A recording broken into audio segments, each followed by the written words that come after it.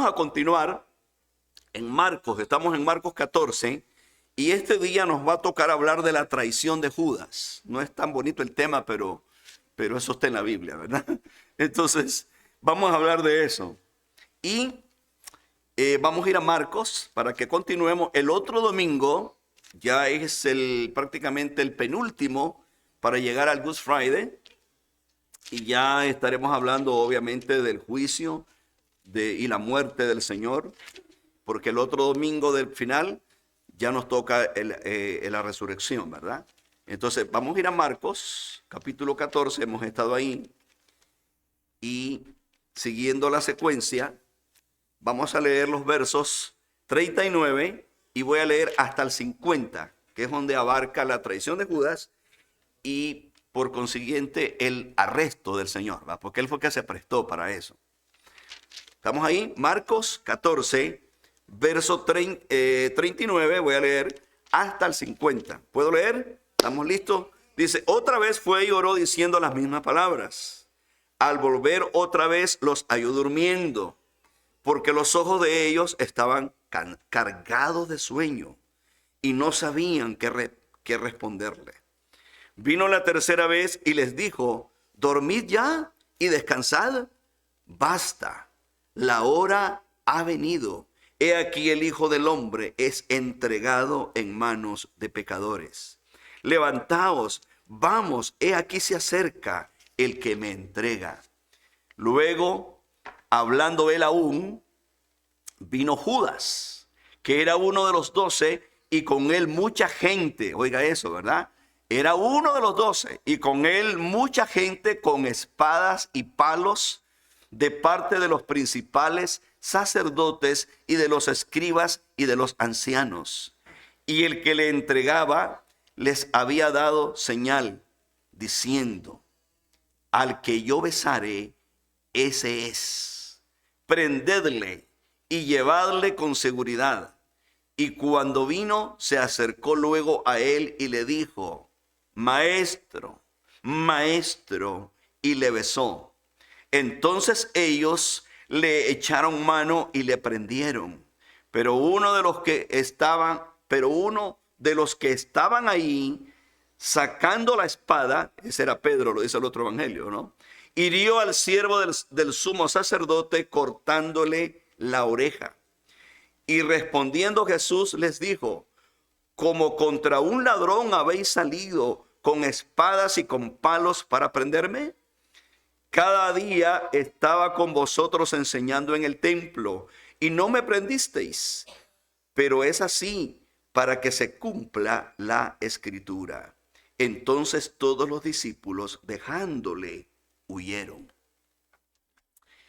Al final, siempre hago la oración por todas las necesidades, las listas que tenemos aquí de necesidades, así que estaré orando al final. Pero por ahora vamos a centrarnos en esta parte, la traición de Judas. Mis hermanos queridos, el ser humano es un ser muy complejo en su comportamiento. Actualmente los especialistas que estudian el comportamiento del ser humano o de las personas en general ya no hayan cómo calificarlos. Han habido tantas manifestaciones extrañas y cambios en los seres humanos que han existido siempre, pero últimamente pues los especialistas en el comportamiento humano no hayan cómo describir los cambios tan repentinos que dan las personas. Nos es difícil comprender cómo Judas, después de tanto tiempo de andar con el Señor, aproximadamente 3 años y medio, y ser tan amado por el Señor, nada menos que el Señor Jesucristo, y poder palpar de una manera tangible la bondad, el amor personificado, nada menos que en el Hijo de Dios llamado Jesucristo. Nos es difícil comprender cómo pudo este hombre, después de palpar, porque no era una idea abstracta, era real, Jesús estaba ahí, lo pudo tocar, pudo ver su amor, disfrutar su relación de hermano, de amigo, más que un amigo. Y al final traicionarlo. Cuando nosotros vemos esas manifestaciones en los seres humanos, yo me ponía a pensar mientras meditaba en esto, si a nosotros como seres humanos nos molesta y nos sentimos que no podemos comprender cómo alguien tan amado, al cual usted le da cariño, le da tiempo, le da afecto, lo puede traicionar. Y usted dice, ¿cómo es posible?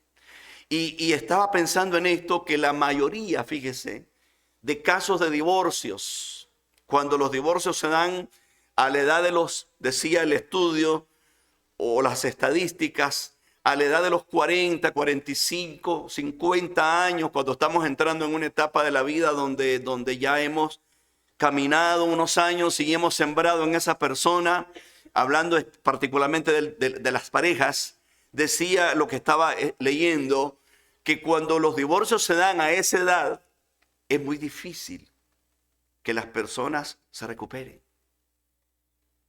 Muchos de ellos terminan suicidándose porque no le hayan sentido a la vida. No conciben que cómo pudieron invertir su juventud en alguien y que al final les traicionara de esa manera. Porque, hermano, hay unos dramas que usted se debe imaginar, de que esposos buenos que han cultivado una buena relación con esa esposa, al final esa señora o esa mujer lo traiciona con su mejor amigo. Yo he sido testigo de eso, he tenido personas a las cuales he tratado donde su mejor amigo le ha faltado y le ha quitado la esposa. O viceversa. Y un día estaba yo en un lugar, en un restaurante, fíjese, hermano. Estaba haciendo cola ahí para pedir algo. Estaba con mi esposa cuando estaba una persona delante de mí. También él para comprar. Y entonces cuando él dio la vuelta, sí oyó mi voz, porque mi voz es como, hay voces de nosotros que son inconfundibles, que nos identifican rápido por la voz, ¿verdad? Y mi voz es una de esas.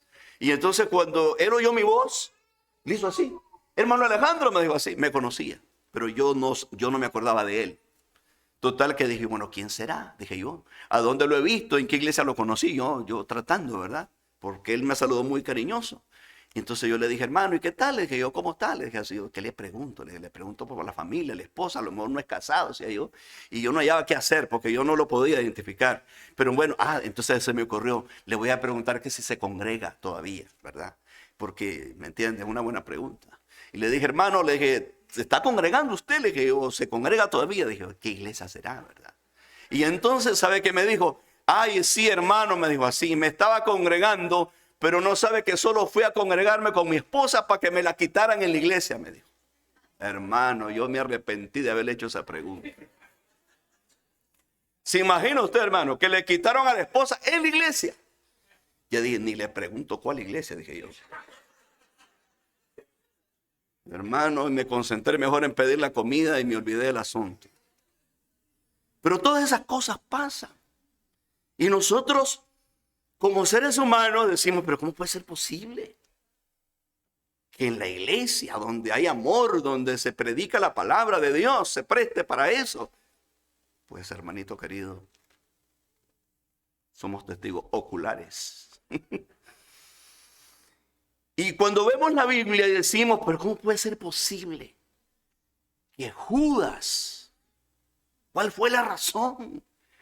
¿Qué mal le hizo el Señor? Al final le voy a leer un verso que está en la Biblia para que usted se dé cuenta que no había razón para que Judas lo traicionara. Pero hermano, repito, hoy los especialistas no saben cómo definir el comportamiento de un ser humano. Han aparecido un montón de vocablos. Yo me acuerdo cuando estudié psicología, estaba muy joven yo. Se mencionaba la esquizofrenia, la paranoia. Pero hoy en día han aparecido un montón de cosas, hermano. Qué sé yo. Yo oigo y digo, Dios mío, pero ¿cómo puede ser? Ya no hayan cómo definir al ser humano. ¿Para qué le cuento? Porque si no, no terminamos, hermano, por ahí. ¿Qué es lo que le quiero decir con esto? Yo le voy a mostrar en la Biblia algunos ejemplos de traiciones que no están escondidas en la Biblia, están en la Biblia. ¿Y sabe por qué quedaron en la Biblia? Para que usted y yo, como seres humanos, nos demos cuenta que el único que es fiel, y por eso se llama así, y cuando se le presentó a Juan en el Apocalipsis, se le presentó y le dijo: yo soy el fiel y verdadero. ¿Cuántos dicen amén? El único que es fiel y que es digno de toda su confianza, y mi confianza, se llama Jesús de Nazaret. ¿Cuántos lo alabamos? Gloria a Dios. Yo le voy a mostrar en la Biblia que los hombres, por mucho esfuerzo que hagamos, somos hombres y nos vamos a equivocar. Y por eso hay un pensamiento en Jeremías 17, el verso 9, que dice: engañoso es el corazón y perverso más que todas las cosas. Imagínese usted que esa persona a la cual usted camina con él, le da cariño, le da amor, no hay razón. A mí la gente me ha dicho: pastor, yo me porté bien, pastor, yo le compré muebles, le amueblé el apartamento, pastor, mire. Y me hizo eso, pastor. No es que yo lo leí, me lo han contado. Hermanos que yo los conozco, que hasta se querían suicidar de la traición. Pero hay cosas en la Biblia que están aquí escritas. Y vamos a ir a la primera. Yo creo que vaya conmigo al segundo libro de Reyes, capítulo 8. Vamos así rápido porque hay muchas historias en la Biblia. Y el apóstol Pablo escribe a los Corintios y les dice: estas cosas quedaron escritas como ejemplo para nosotros que habíamos de vivir, dice Pablo, hablando del futuro, para que no cayéramos en ellas. Hermano, cada día, por eso usted debe de purificar su corazón, porque usted no, yo no haría tal cosa, dirá usted. No, yo no dejo a mi esposa. Yo no traiciono a mi esposo, a mi marido. No, yo no traiciono al hermano. Y cuando se da cuenta, lo está haciendo. Segundo libro de Reyes, capítulo 8.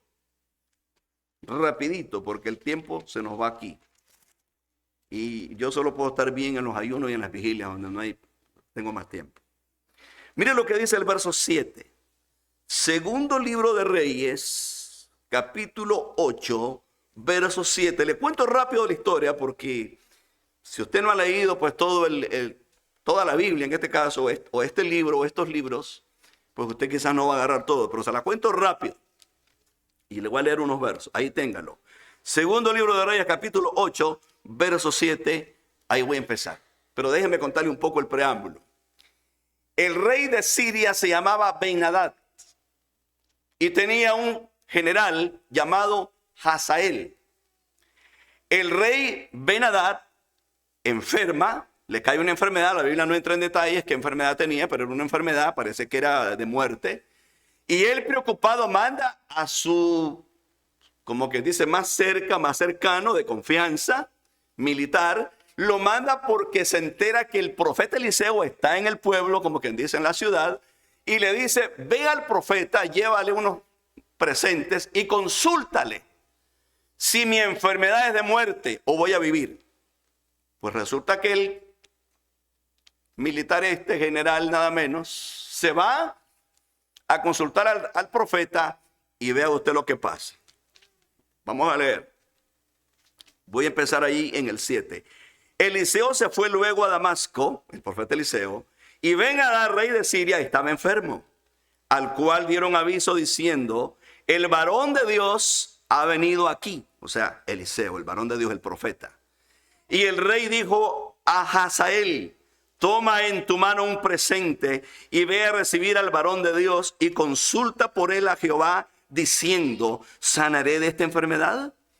Tomó pues Hazael en su mano un presente de entre los bienes de Damasco, 40 camellos cargados, y fue a su encuentro, y llegando se puso delante de él y dijo: tu hijo Ben-Hadad, rey de Siria, me ha enviado a ti diciendo: ¿sanaré de esta enfermedad? Y Eliseo le dijo: ve, dile, seguramente sanarás. Sin embargo, Jehová me ha mostrado que él morirá ciertamente. Y el varón de Dios le miró fijamente, o sea, a Hazael, ¿verdad? Y estuvo así hasta hacerlo ruborizarse. Luego lloró el varón de Dios. Déjeme contarle más o menos para que me entienda. Porque hay que leer bien detallado para que usted le agarre. Hazael llega a consultarlo en nombre del rey, que era de confianza. El profeta Eliseo lo queda viendo fijamente a los ojos. Le clava los ojos. Y dice que Hazael comenzó a ruborizarse. O sea, se puso colorado, como decimos nosotros. Y el rey y el profeta no le quitaba los ojos. Y al rato el profeta comienza a llorar. Vea usted. Entonces le dijo Hazael: ¿por qué llora mi señor? Y él respondió: porque sé el mal que harás a los hijos de Israel. A sus fortalezas pegarás fuego, a sus jóvenes matarás a espada, y estrellarás a sus niños, y abrirás el vientre a sus mujeres que están encintas. Imagínese usted qué crueldad. El profeta comienza a ver en los ojos de este hombre, Hazael, y le dice: así le vas a hacer a mi pueblo Israel. Ahora vea usted lo que dice el 13. Y Hazael dijo: pues, ¿qué es tu siervo? ¿Qué es tu siervo, este perro, para que haga tan grandes cosas? Como que no, ¿cómo es posible que yo voy a hacer eso? Y respondió Eliseo: Jehová me ha mostrado que tú serás el rey de Siria. Voy a leer hasta el 15. Y Hazael se fue, escuche, y vino a su señor, el cual le dijo, o sea, al rey Ben-Hadad, ¿verdad? ¿Qué te ha dicho Eliseo?, le pregunta el rey que está enfermo. Y él respondió: me dijo que seguramente sanarás. Oiga eso, mire qué mentiroso, qué hipócrita, oiga. Y era cierto, Eliseo así le había dicho, pero vea lo que dice el 15. Y el día siguiente tomó un paño, lo metió en agua y lo puso sobre el rostro de Ben-Hadad, y murió, y reinó Hazael en su lugar. ¿Qué le parece? Hermano, usted lee esto, se detiene a meditar y usted se da cuenta lo que es capaz el ser humano. Manda a su hombre de confianza a que consulte al profeta. El profeta trae la palabra y el profeta le había dicho: veo en tus ojos lo que vas a hacer a mi pueblo Israel. Pues mire que este hombre llega, se llenó de ambición. Ya lo había visto el profeta. Le puso un paño mojado y lo asfixió al rey y lo mató para quedarse en el trono. Ese es el ser humano. Precisamente por eso usted y yo debemos de aprender a desarrollar nuestra confianza en Dios. Y escúcheme lo que le voy a decir. Es triste lo que le voy a decir, pero es verdad. De los seres humanos no espere nada, pero sí de Dios espérelo todo. ¿Cuánto pueden darle un aplauso a la gente? Es triste y es fuerte, pero es verdad. Precisamente por eso nosotros, como seres humanos, como hombres, no debemos de confiarnos en nosotros. Y por eso le leí Proverbios 3. No te apoyes en tu propia prudencia. Porque hoy en día tú te comportas de una manera, pero mañana puedes cambiar. Y yo como hijo de Dios debo de estar preparado. Se lo dice alguien que ya ha pasado muchos años y que he vivido entre la gente, me he relacionado con la gente. Y como dice Pablo, en todo y para todo estoy enseñado. Bien dice la palabra de Dios: maldito el hombre que confía en el hombre. Lo mató, hermanos. Al siguiente día lo mató. A su rey. Y esto que el rey lo había mandado como hombre de confianza. ¿Y para qué le cuento? Hay muchos casos más en la Biblia. Encontramos a Saúl. Eso lo llamamos en Primera de Samuel, capítulo 19. Primera de Samuel, el libro de Samuel, capítulo 19. Ustedes se acuerdan la historia de Saúl con David. David, el hombre conforme al corazón de Dios, dice la Biblia, llega, comienza a servirle al rey Saúl, y déjeme decirle, David era honesto y era fiel con Saúl. Ahí no había duda. Ahí no debemos nosotros albergar ninguna duda. David era fiel. ¿Y qué pasó? Dice la Biblia que cuando miró Saúl, busque el primer libro de Samuel, mire, capítulo 19, cuando Saúl miró que las doncellas le cantaban, cuando David regresaba de la batalla, le habían hecho una cancioncita, ¿se acuerdan, no? ¿Cómo decía la cancioncita? A ver, ¿quién se acuerda? Saúl mató, ¿cómo es? David mató a miles, ¿cómo es? Saúl mató a miles y David a sus 10,000. Y hasta cantamos nosotros un corito acá de eso. Eso está en la Biblia. Y dice que le comenzó a entrar celos a Saúl. Y para serle honesto, según hemos leído en la Biblia, David era sincero, hermanos. Imagínese usted que la Biblia dice que David era conforme el corazón de Dios. Y eso no lo dijo cualquiera, lo dijo nada menos que Dios. ¿Se acuerdan? Dios manda a Samuel y le dice, vas a ir a ungir a uno que es conforme mi corazón. Wow, hermano. Y si hay alguien que conoce nuestras vidas y conoce las reacciones nuestras, es Dios. Y Dios no se podía equivocar. David era sincero. Pero no obstante, la Biblia dice que cuando Saúl entra en celos con él y miraba que las doncellas le cantaban y miraba los triunfos de David, ¿qué dijo Saúl? Solo le falta el trono, dijo. Ya tiene la gente, hasta la hija de él, Mical, se enamora de él, pues. Y cuando él ve que Mical se une a David en contra de él, su hijo Jonatán también, amigo íntimo de David, dijo Saúl, solo le falta el trono. Yo se lo estoy relatando, pero usted lo puede leer ahí en 1 Samuel 19. ¿Qué pasa, hermanos? El rey Saúl dice que le entró un espíritu que lo atormentaba, disvariaba, dice la Biblia, le entró la esquizofrenia, le entró la locura. Qué terrible, hermano. ¿Y sabe por qué le empezó? Por los celos. Así como decimos nosotros aquí en inglés, watch out. Y aquí estamos hablando de celos no de esposo y esposa. Estamos hablando de celos de poder, de celo de ocupación, de celos ministeriales, porque este era el celo de Saúl. Ya le falta el trono nada más, dijo. ¿Y sabe qué? Comenzó a enloquecerse. Qué tremendo, hermano. Mire, eso nos debemos de parar las antenas. Cuando usted está en un trabajo y está envidiando al otro, be careful. Porque al rato comienza a desvariar y le puede pasar como Saúl. ¿Sabe qué pasó? Dice Saúl, búsquenme un músico que me calme porque ya no aguanto. Y le van y le traen a David. Nada menos que a David, hermano. Mire. Y David era un muchacho tan especial, hermano. Dice que tenía ojos hermosos, de bello aspecto. Todo lo tenía. Este hombre era bendecido, hermano. Qué tremendo, ¿no? De bello aspecto, era músico, compositor. Yo he dicho muchas veces y lo repito, David escribió tanta música, hermano, que si en ese entonces hubiera existido lo que hay hoy, los récords y el Sony y todo eso, hubiera sido, oiga, que Elvis Presley, hermano, que Michael Jackson, oiga, hermano, ese hombre hubiera ganado todos los Óscares, todos los premios. Escritor tremendo. ¿Se imagina cuántos discos hubiera vendido David?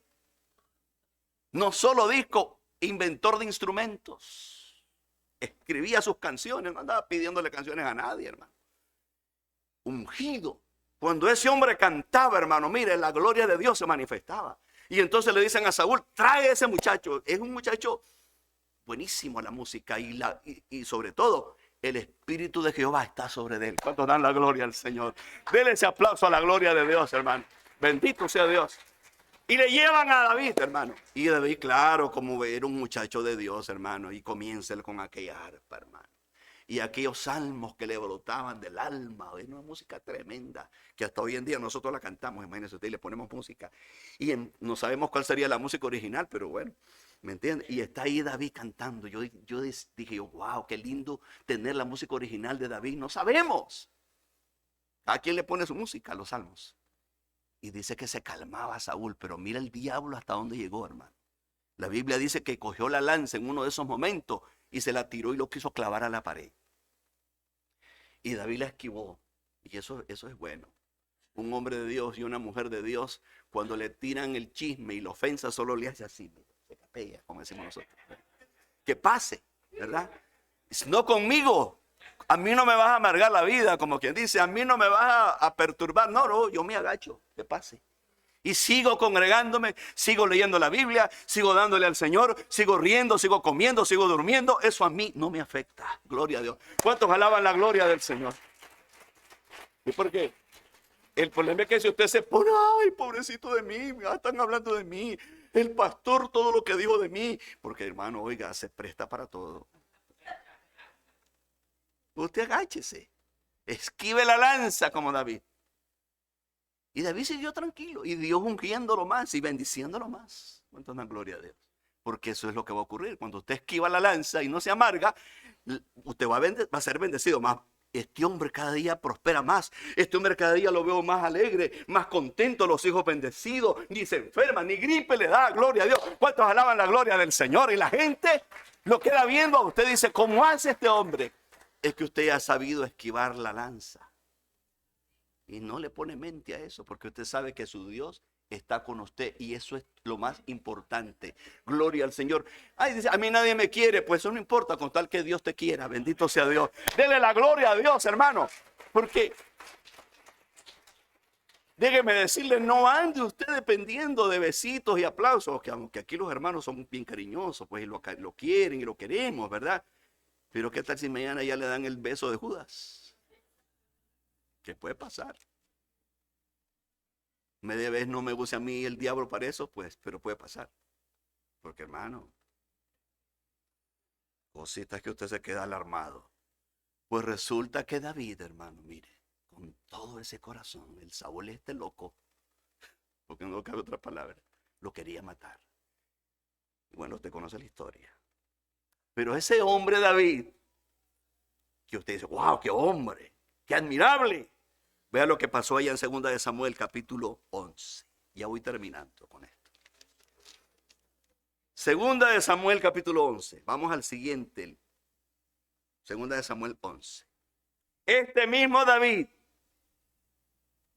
que nosotros decimos, wow, qué hombre, ¿no? Aleluya. Tremendo, ¿no? ¿Cómo quisiera ser yo como David? Dirá alguien, ¿verdad? Pues no se equivoque, porque David también es hombre. Y David falla y falló horriblemente, hermano, horriblemente. Eso está aquí. En 2 libro de Samuel, capítulo 11, léalo en su casa, el pastor le va a contar la historia ahorita. Este hombre que era conforme al corazón de Dios y que amó de todo corazón a Saúl su rey. ¿Sabe qué hizo? Llegó a gobernar todo Israel. Dios lo puso sobre todo, fue el único rey que se llevó esa gloria y su hijo después, Salomón, de reinar sobre todas las 12 tribus de Israel y ser querido y admirado y respetado por todo Israel. Eso está en la historia de la Biblia. Pues ¿sabe qué pasó? Este rey, mientras el ejército estaba en el frente de batalla, él está en su palacio, se levantó tarde, porque de seguro que se levantó tarde. Las doncellas se bañaban a una hora que ya de modo que los hombres andaban en sus trabajos, ya no había nadie ahí. Y se estaba bañando una mujer llamada Betsabé. Eso está ahí, te lo puedes leer. Y dice la Biblia que Betsabé se estaba bañando y David de haragán de ocioso se estaba paseando en su terraza. Y la vista se le fue por allá a colores. Y dice que Betsabé era hermosa en gran manera. Eso dice la Biblia. Y la codició. Y no solo la codició, la mandó a traer. Sabiendo, y le dijeron, esa mujer es casada con marido. Y es casada con uno de tus generales, Urías. Uno de tus hombres más fieles en tu ejército. No te importa, tráigala. Hermano, se le metió el demonio, esa es la verdad. Se le subió la carne. Y a plena luz del día, fue y se encerró con ella y se acostó con ella, porque era el rey. La abusó prácticamente. La humilló. Y dice la Biblia que la mujer estaba recién purificada de su menstruación. Eso dice la Biblia. Y obviamente estaba en el tiempo en que ella estaba presta para concebir. Y dice la Biblia que concibió y se lo mandó a decir a David. ¿Y sabe qué hizo David? Cuando se enteró que había concebido, mandó a traer a Urías, que estaba en la batalla, y le dijo: mándenme a Urías. Cuando Urías llega, David le da presente, lo honra y le dice: ve a tu casa, le dice, para que, como quien dice, pues, que esté con su mujer, y echarle la culpa que eso es de Urías, que eso no es mío. Y entonces, hermanos, viene Urías, en vez de irse a casa y acostarse con su mujer, se queda, dice la Biblia, ahí en el palacio, afuera en la puerta. Y cuando el rey se entera que él no ha ido a casa, le dice: ¿y qué pasó? Le dice: ¿por qué no fuiste a descansar? Y le dice Urías: señor rey, le dice, mire qué corazón, hermano. ¿Cómo voy a ir, le dice yo, a estar con mi mujer, a comer y estar con ella? Le dice, cuando nuestro ejército, le dice, está durmiendo allá en el campo, en casas de campaña, le dice, está en la intemperie, está en la batalla. Válgame Dios, como quien dice, de que yo cometa esa barbaridad. Yo solo estoy parafraseando. Entonces viene David y le dice: bueno, está bien, bueno, como que dice, ven de nuevo, pues. Dice que lo llevó y le hizo un banquete a Urías y lo emborrachó. Y ya borracho, como quien dice, lo mando, y borracho ni cuenta se da de lo que va a hacer. Ve a tu casa, le dice. Y sabe, hermano, que Urías, borracho y con todo lo que David hizo, se volvió a quedar ahí afuera en la puerta. Y cuando David se entera que él no ha ido a casa y ha estado con su esposa, no le queda más remedio que escribir una carta y se la da al mismo Urías.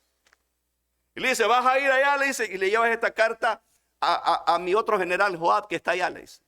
Hermano, mire qué fidelidad, que ese hombre llevaba la carta y él bien podía ir, tal vez medio ver de qué se trata esta carta, ¿verdad? Y sabe qué decía la carta: ponme a Urías en el frente de batalla y cuando vengan los enemigos, retírense, déjenlo solo para que muera en la batalla. Así decía la carta. Y los que hemos leído la historia, nos parece inaudito, nos parece increíble lo que leemos. ¿Sabe que un día mi hijo, estaba más joven, mi hijo Samuel, y yo le dije: lee toda la Biblia, y llegó esa parte de la Biblia, y me llegó a conversar. Papá, me dice, no, güey, José, me dijo, mira lo que dice aquí, me dice. ¿Cómo puede ser posible? Me dice, el best friend, me dijo así en inglés, ¿verdad? El best friend, lo que le hizo. Yo le dije: sí, mi amor, es cierto, eso está ahí, le digo, en la Biblia. Hermano, nos cuesta a nosotros creer que un amigo de esta naturaleza como David, como Urías con David, le haya hecho eso, hermano. Bueno, y usted conoce el resto de la historia. Lo mató, hermanos, de una forma más vil. Que cuando Joab le manda con otro siervo a decirle lo que había pasado, fríamente le dice David: así es, no te preocupes, Joab, le dice, así es la batalla, le dice, tenemos como que dice que tener bajas, le dice, sigue adelante, toma las ciudades. Hermano, lea usted la historia mejor para que usted se dé cuenta. Es increíble, hermano, las condiciones de un ser humano sin Dios. Vamos a regresar a Marcos y terminamos. Mire usted. Y yo le predico esto no para que usted se decepcione. Se lo predico para que ponga los pies en la tierra. ¿Me entiende? Y entienda que el único en que usted debe de aprender a confiar ciegamente se llama Jesucristo, el Hijo de Dios. Puede darle un aplauso a ese Dios. Gloria.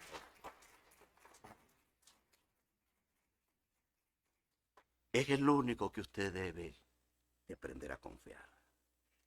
Termino leyéndole esto. Judas no estaba traicionando a un ser humano, a pesar de que Jesús estaba en un cuerpo humano. Pero la Biblia dice que Jesús nunca pecó. Nunca pecó. Y escúcheme lo que le voy a decir.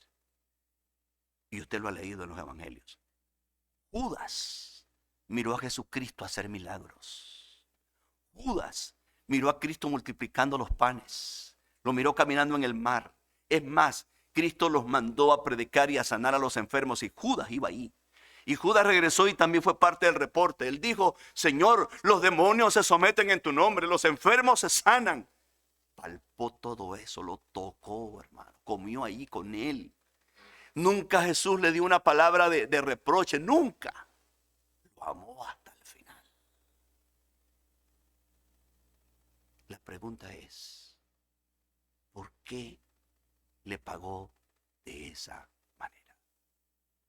Bueno, leemos la Biblia y dice, escrito estaba o así estaba escrito. Pero Jesús dijo unas palabras. Es cierto, estaba escrito, pero no decía Judas. Él se prestó para eso. La profecía estaba, es cierto, escrita. Pero Jesús dijo, al tal dijo, más le hubiere no haber nacido. Así dijo el Señor de Judas a esa persona. Ahora yo quiero terminar leyéndole un verso, unos dos versos. Vaya conmigo con esto termino. Primera de Pedro 2, para que usted vea cómo era nuestro Señor Jesucristo. Y yo me ponía a pensar y digo, bueno, Saúl era hombre, David era hombre, este hombre, Hazael, era hombre, y como quien dice, pues de los hombres se espera cualquier cosa, ¿verdad? Pero Jesús, ¿qué le hizo a Judas para que le pagara de esa manera? Primera de Pedro, les dije, ¿verdad? Capítulo 2, versos 22. Primera de Pedro 2, verso 22 y 23. ¿Lo tenemos?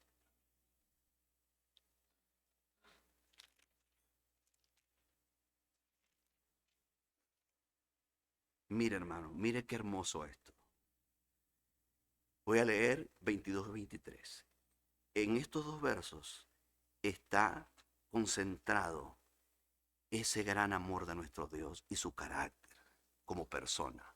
Dice, el cual no hizo pecado, oiga, ni se halló engaño en su boca, quien cuando le maldecían no respondía con maldición.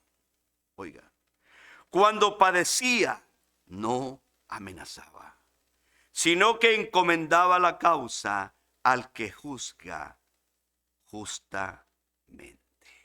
Ese es nuestro Dios, hermano. Pedro se inspira y dice, nunca hizo pecado, no se halló engaño en su boca. Y escúcheme, lo está diciendo alguien que caminó con él. No se lo inventó, lo miró, lo observó, lo palpó. Pedro, uno de sus apóstoles, lo está escribiendo. Él dijo, no había engaño en su boca. Cuando lo maldecían, él no respondía con maldición. Cuando padecía, no amenazaba, sino que encomendaba todo al Creador, que juzga justamente. Ese es nuestro Dios. Y el propósito de usted y yo es que desarrollemos ese carácter, el carácter de Cristo. Usted me dirá, pastor, pero es imposible, yo soy un ser humano. Sí, yo lo entiendo, yo soy un ser humano también. Pero el reto, hermanos, está delante. Jesús dijo, aprendan de mí que soy manso y humilde de corazón. Pablo dijo, sean imitadores de mí como yo lo soy de Cristo. Hermano, el reto suyo y mío es desarrollar el carácter de Cristo. Que cuando nos ofendan, no responder igual. Cuando nos calumnien, no responder con la misma calumnia. Cuando digan cualquier cosa de nosotros, dice el apóstol, lea todo ese capítulo 2 de Primera de Pedro, usted se dará cuenta. Nosotros estamos llamados, como hizo Esteban, ¿se acuerdan de Esteban que está muriendo, lo están apedreando? Y Esteban dice, no les tomes en cuenta, Señor, este pecado. Sabe, el ser humano es tan complejo, hermano, tan difícil de entenderlo. Y yo me he encontrado en retiros, me acuerdo, y cuando hemos tratado estos casos del perdón, del rencor en el corazón de la gente, nos hemos encontrado con personas que aún que la persona está muerta, todavía lo sigue odiando. Y yo sabe que yo pensando en eso me acordé del pasaje de Apocalipsis. Hay un pasaje en Apocalipsis 6 que habla de los sellos. Y en uno de esos sellos menciona las almas que han sido muertas, dice, por el testimonio del Señor. Y dice que las almas están vestidas de blanco. Eso está en el capítulo 6 de Apocalipsis. Si no me equivoco, creo que es el versículo 10. Y entonces están las almas ahí. Y yo me acordé de esto. Digo, wow, qué tremendo. Están las almas ahí, hermano, ya están gozando en la presencia de Dios, están vestidas de blanco. Y le dicen al Señor, dice que clamen, dice, Señor, le dice, ¿hasta cuándo vengarás la sangre, dice, de los que nos mataron allá en la tierra, como quien dice? Imagínese usted. Están en el cielo, pero ya están sedientos de venganza. ¿Qué le parece?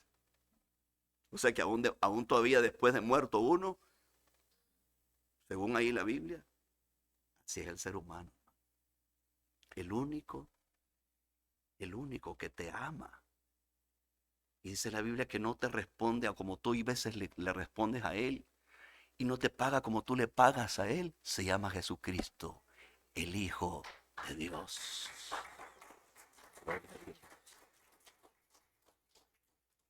Por eso es que debe ser el amor de su vida.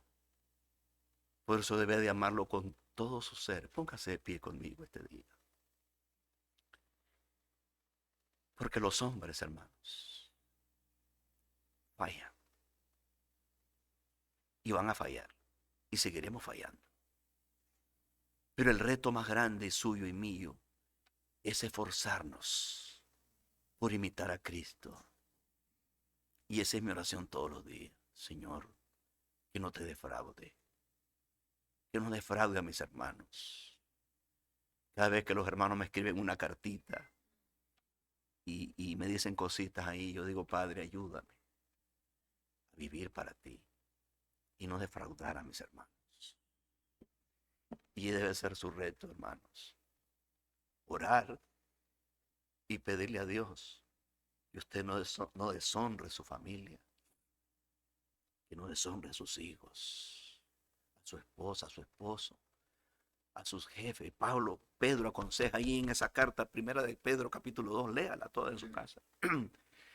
Que aunque tengamos jefes, dice, groseros, yo lo estoy traduciendo así, jefes hostiles, difíciles, que debemos, dice, deportarnos siempre y dar esa talla como hijos de Dios. Es un reto para usted y para mí. Vamos a orar. Padre, te doy gracias, mi Dios. Gracias por tu bendita palabra, mi Dios. Cuando leemos todos esos casos, Padre, y vemos el ejemplo de Judas, no nos cabe en nuestra cabeza, Padre. ¿Cómo pudo este hombre llegar hasta esa crueldad, Dios mío? Cuando tu palabra dice que tú lo amaste, que estuviste con él, nunca le reprochaste nada. Pero él te pagó de esa manera, mi Dios. Y a veces nosotros como seres humanos, como hijos tuyos, que hemos oído tu palabra y la estudiamos y estamos en los cultos y la oímos y la oímos. Hay veces te fallamos también, Padre, portándonos mal con nuestra esposa, con el esposo, con los hijos, con los amigos, con la familia y con nuestros vecinos muchas veces.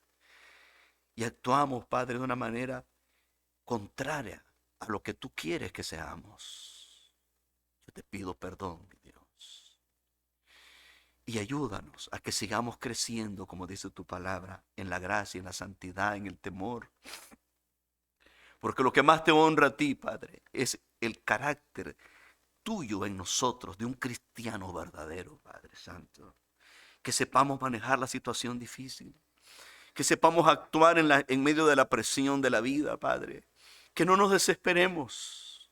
Que aun cuando miremos que nuestros hijos, el esposo, la esposa, cualquiera quien sea nuestro mejor amigo, nos haga cosas, Padre, que no van de acuerdo a lo que nosotros hemos sembrado en ellos. Que tengamos ese corazón como tú, mi Dios. Que no respondiste maldición por maldición, ni amenaza por amenaza, Padre. Al contrario, amaste y sigues amando y pediste perdón por tus detractores y pediste perdón por aquellos que te clavaron y te golpearon y te escupieron y te bofetearon y te calumniaron, Señor. Ayúdanos. Yo oro por tu pueblo, Padre. Oro para que nos transformes cada día, Señor.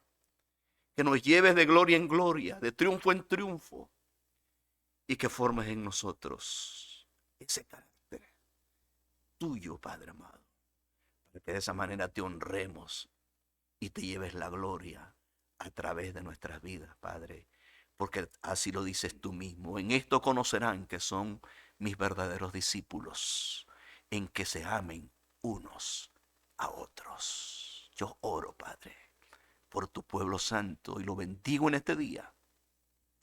Y te pido, Padre Santo, que nos lleves y que allá afuera, allá donde tenemos que dar testimonio, demos la medida, Padre Santo.